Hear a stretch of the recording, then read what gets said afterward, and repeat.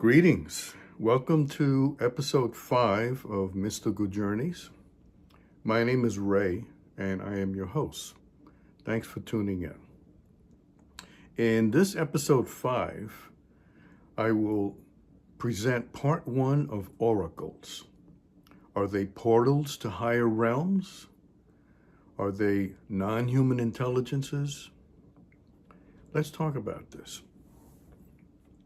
For a more comprehensive description of my channel, please see my separate video, Mystical Journeys Introduction, with expanded background information. So what exactly are oracles?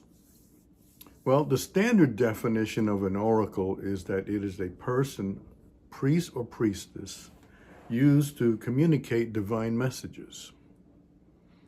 However, a more expanded, broader definition is that the oracle is not just a person, but it can also be an object, can be an animal, a bird, can be a crystal, or some kind of thing or an object of some kind used for communication into the beyond, used for providing wisdom, knowledge, and insight into matters of life and existence.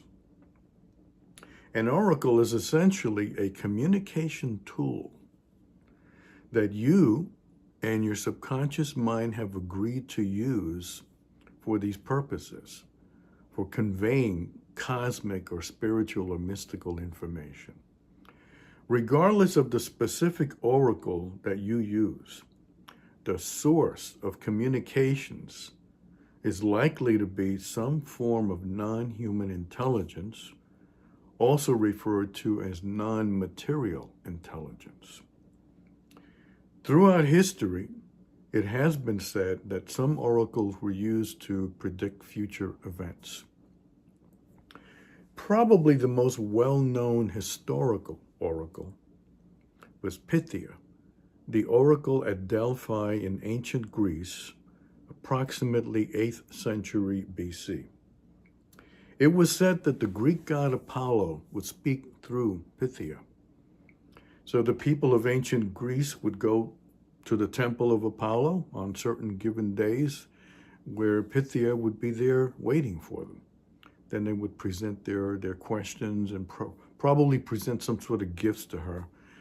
And then allegedly the Greek god Apollo would somehow manifest through her and channel through her and speak. Included in a more comprehensive view of oracles, the list includes tarot cards, crystals, meditation, tea leaves, pendulums, rods, runes, scrying bowls, scrying mirrors, and palmistry, palm reading, and many other types of tools.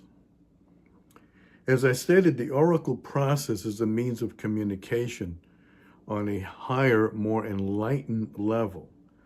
But who or what exactly are we communicating with? That's the question. I refer to the sources of these exchanges as non-human intelligence, or NHI. So, are these NHIs benevolent, malevolent, or perhaps neither? Maybe they're just some sort of neutral force of information. It is vital, though, that for the sake of our own spiritual and physical safety, that prior to reaching out to any specific type of oracle, that you establish some sort of set of rules and parameters to protect yourself.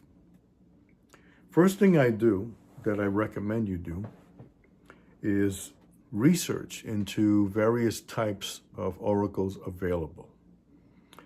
A few suggestions for doing the research. Well, number one, of course, is the internet. The internet has a vast abundance of information out there. So Google oracle, and you get all these results, pages and pages of results. And you'll go through it and start reading some of that. You know, which of these types of items are appeal to you the most, and just start reading and studying. You can also take classes with reputable organizations, online or physically go to the school. Just look into the background of whatever specific teacher is going to teach the course, and make sure you're satisfied with the credentials that they're presenting. And of course, reading books. There's so many hundreds and thousands of books out there in the world on all the different topics of oracles. There's two that I have here that I'm going to show you that I recommend. I've used these books for many, many years. This first one is on the topic of meditation. Meditation is a key, crucial form of oracle. This particular book is called Luminous Mind. The authors are Joel and Michelle Levy, Levey.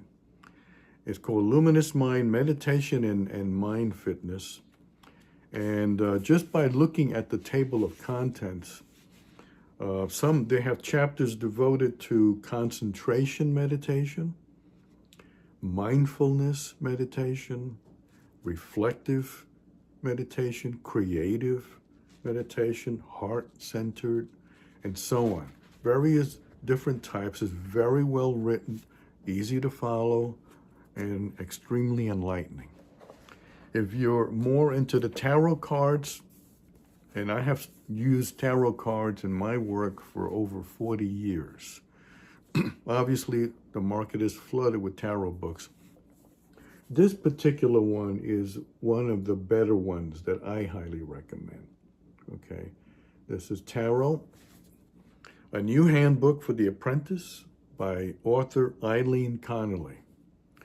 And in this book, she presents so much information for every single card, explaining the background, explaining, how you read the card, right side up or reverse, and all kinds of references back and forth, sample of different tarot spreads, and so on.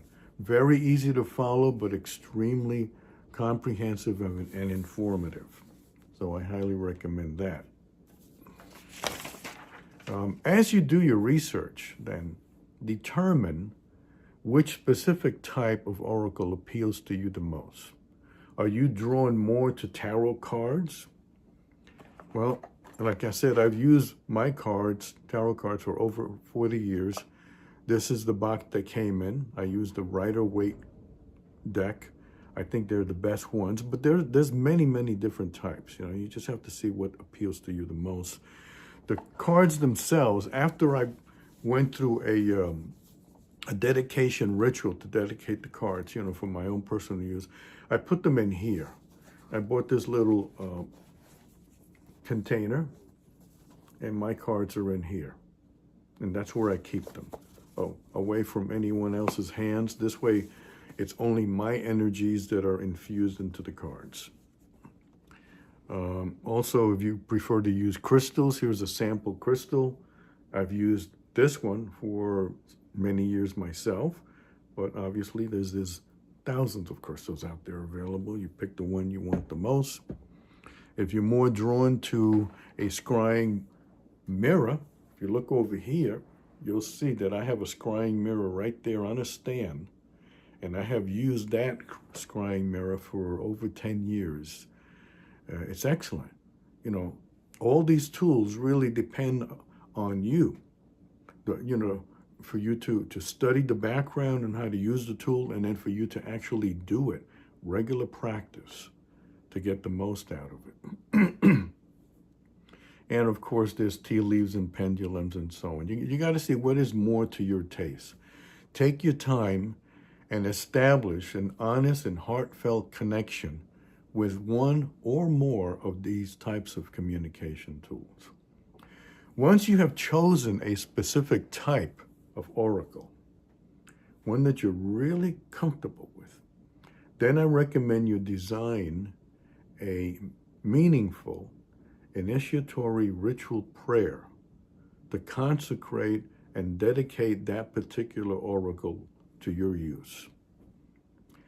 In the next episode, part 2 of Oracles, episode 6, I will provide you with a sample demo of a dedication ritual, one that I have used in the past. You can use it or just get ideas from it and then design your own with your own words and so on. So that'll be in episode 6, part 2 of Oracles. At this time, I'd like to close with another wonderful Hermetic saying, quote, "The lips of wisdom are closed, except to the ears of understanding." Close quote. This is a subtle reference to the timing of learning and to true mystical comprehension. Think about it. If you like this episode, please give it a thumbs up. Please also subscribe to my channel. Doing both things will greatly help me to continue the channel, to expand and provide you more of this kind of content. Feel free to leave any comments or questions in the appropriate area. And now, thank you so much for tuning in. I truly appreciate your presence very much. Until next time, light, life, and love to all. Namaste, my brothers and sisters.